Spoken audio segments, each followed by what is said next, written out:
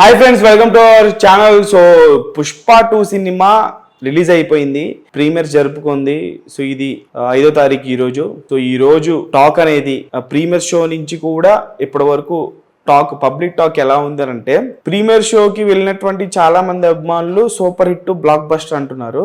అలాగే ప్రీమియర్ షోకి వెళ్ళినటువంటి చాలా మంది న్యూట్రల్ ఫ్యాన్స్, న్యూట్రల్ ఆడియన్స్ వీళ్ళందరూ కూడా ఏమంటున్నారు అంటే, సినిమాలో అల్లు అర్జున్ పర్ఫార్మెన్స్ బాగుంది, కాకపోతే స్టోరీ లేదా అని అంటున్నారు. ఏదైతే సుక్కు మార్క్ ఉంటుందో ఆ మార్క్ అయితే కనిపించలేదు అని చెప్పేసి అని అంటున్నారు. మెయిన్లీ స్టోరీ లేదు. పుష్ప 1తో పోలిస్తే పుష్ప 2లో ఎంగేజింగ్గా స్టోరీ ఏదైతే ఉంటుందో ఆ ఎంగేజింగ్ స్టోరీ లేదు.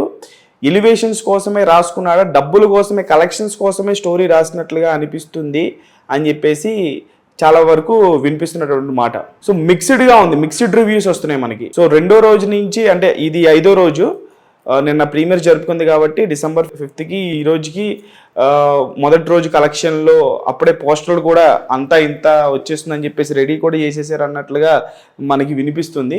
దగ్గర దగ్గర 300 కోట్ల వరకు పోస్టర్లు దించే అవకాశాలు ఉన్నాయని చెప్పేసి.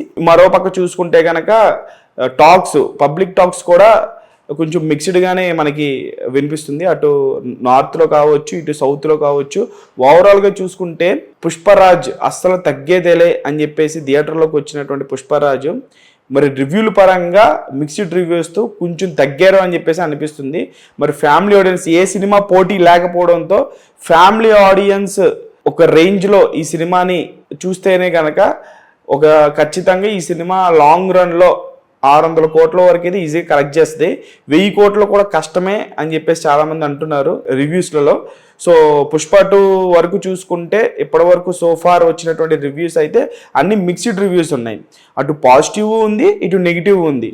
సో 70% అయితే నెగిటివ్ ఉంది, 30% పాజిటివ్ ఉన్నట్లుగా కనిపిస్తుంది మనకి బయట.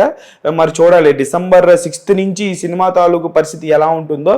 ఆల్రెడీ టికెట్ రేట్స్ కూడా చాలా వరకు అస్సలు తగ్గేదేలే అని చెప్పేసి డైలాగ్ ఏదైతే చెప్పారో, టికెట్ల విషయంలో అయితే తగ్గారని చెప్పేసి అర్థమవుతుంది. మరి 6వ తారీఖు నుంచి టికెట్ రేట్లు ఇంకా తగ్గిస్తారా, లేకపోతే ఎలా ఉంటాయి అనేది చూడాలి.